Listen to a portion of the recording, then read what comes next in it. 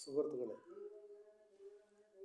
ഇടതുപക്ഷ സർക്കാർ PKS എന്ന ഒരു സംഘടന ഉണ്ടാക്കി അതിൽ കുറേ പട്ടികജാതിക്കാരെ ഉൾപ്പെടുത്തി കൂട്ടിക്കൊണ്ടു പോകുന്നു. എന്തിനാണ്? ഇത്രയും മന്ത്രിമാർ ഭരിക്കുന്ന മന്ത്രിസഭയിൽ ഒരു മന്ത്രി പോലും കൊടുക്കാതെ, കൊടുത്ത ഒരു മന്ത്രിയാണെങ്കിൽ തിരഞ്ഞു പിടിച്ച് അദ്ദേഹത്തെ കേന്ദ്രത്തിലാക്കി. ഇവിടെ ഞങ്ങൾക്കാരുണ്ട്? ആരുമില്ല. പട്ടികജാതിക്കാരൻ്റെ മക്കൾക്ക് നൽകി വന്ന സ്കോളർഷിപ്പ് നിർത്തലാക്കി, ഗ്രാൻറ്റുകൾ നിർത്തലാക്കി, താമസ സൗകര്യങ്ങൾ നിർത്തലാക്കി. എത്ര പിള്ളേരുടെ പഠിപ്പ് മുടങ്ങിക്കിടക്കുന്നത്.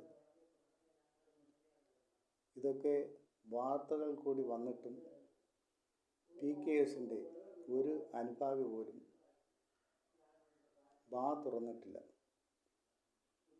പത്ര റിപ്പോർട്ടിൻ്റെ അടിസ്ഥാനത്തിൽ ചോദിക്കുന്നത്, പട്ടികജാതിക്കാരൻ്റെ ആവശ്യങ്ങൾക്ക് ഉപയോഗിക്കേണ്ട 150 കോടി രൂപയുടെ വെട്ടിപ്പിൻ്റെ കഥ പറയുന്നു. ഒരു കാലത്ത് ഉണങ്ങിയ നെൽക്കതിർ പോൽ കിടന്ന ഈ പാർട്ടിയെ കയ്യും മെയ്യും ഉയിരും കളഞ്ഞ് പ്രവർത്തിച്ച മനുഷ്യരാണ് ഈ ജനത.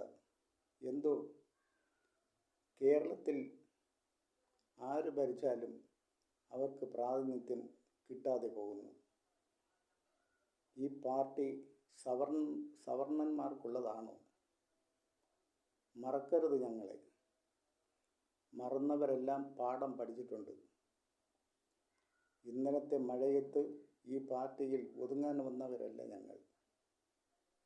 ഓർമ്മ വേണം CPM.